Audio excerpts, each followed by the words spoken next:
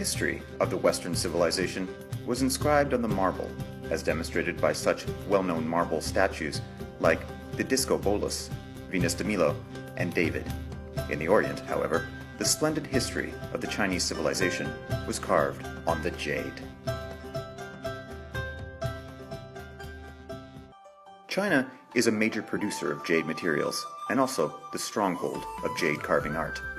As a distinctive art and one of the oldest carving varieties in China, jade carving has a long history of over 7,000 years. Artisans generally use different skills to cut different kinds of jade materials. Depending on the natural color and texture of the jade materials, they come up with their ideas carefully and carve out the jade painstakingly before they finally become the exquisite artworks.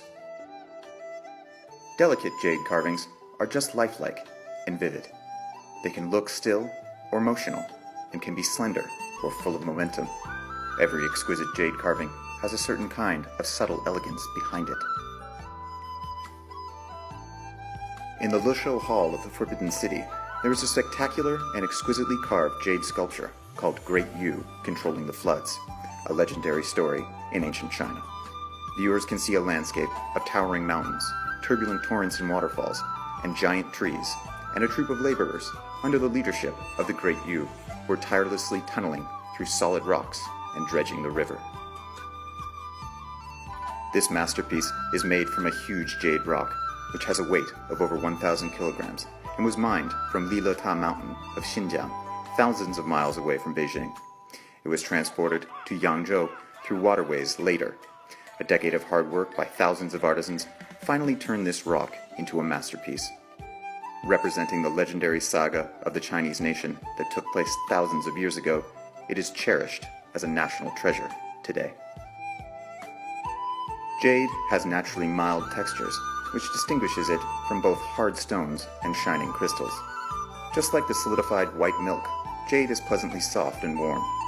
No one can tell whether it's jade that has shaped the culture and temperament of the Chinese, or it's the Chinese that has chosen jade as a medium for their spiritual pursuit. As an ancient Chinese saying goes, the morality of an honored man is like the jade. Ancient Chinese projected their understandings of Confucianism on jade, and in later days, jade became the symbol of a man of honor. In ancient China, various jade ornaments were very popular among the people, and men with high respect always kept the jade ornaments with them. As an ancient saying goes, a jade that is never cut will never be of use. The Chinese values jade carvings highly, not only because of their elegance, but also due to the process by which they are carved out from crude materials. The Chinese gave this process a profound meaning and associated it with finding those honored men who have very high morality, but would rather keep a low profile.